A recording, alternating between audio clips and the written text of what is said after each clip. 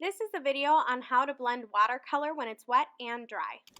When we talk about the basics of blending watercolor, you can either blend watercolor while it's wet or you can rehydrate it while it's dry. In this case here, you can see that my watercolor has a spot here and I want to blend it out so it's a nice gradient. It's wet right now, so that's the easiest time to blend it, and I'm just taking a clean, damp brush and running it over the edge here. And what it's doing is it's giving this sort of fuzzy edge to my watercolor. It's the easiest to get the smooth gradient of watercolor while it's still wet. It's harder to get it while it's dry. So this is all still wet, and I can just use my damp brush, and it should blend pretty much as soon as I touch my brush to the palette. If my plan is to go back and blend when it's dry, I can take, so this one is dry, I can take my wet watercolor and I can go over my dry area with the wet watercolor. And then I can still blend it right over the top of my dried watercolor just by taking my damp brush again and blend and just kind of fuzzying it right along the edge of where the old paint meets the new paint.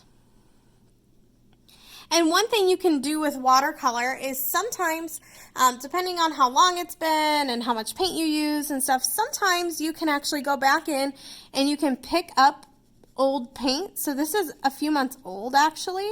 And I can go back in and I can manipulate that paint just by rehydrating it with a tiny bit of water underneath, and I can sort of blend it together. So this is what painting and blending on dry pigment looks like. It's just a lot of cleaning your brush and kind of fuzzying it in small circles, or kind of just going back and forth in small lines.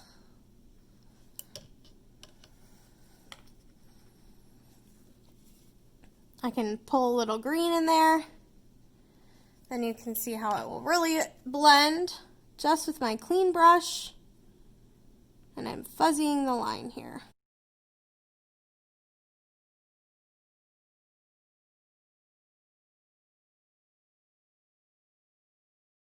When you want really dark values and you don't want to have to, and you don't want it all to blend together, which in watercolor you typically don't want it all to be always blended together. Sometimes that can be boring. So in here, I might go in and instead of blending it all out over here, I'm going to actually add some pops of yellow to the edge. And I'm going to leave them to just give them a little bit more texture. Maybe I'll fuzzy the edge a little, but I like to sort of leave some of my unblended areas because you get some really cool textures, which you can see here, you can see over here, and you can see up here. So all of these little lines here came from unblended areas, and they give more definition and more texture. So you'll want to balance blending out your watercolor with also having these sharper lines and these unblended values.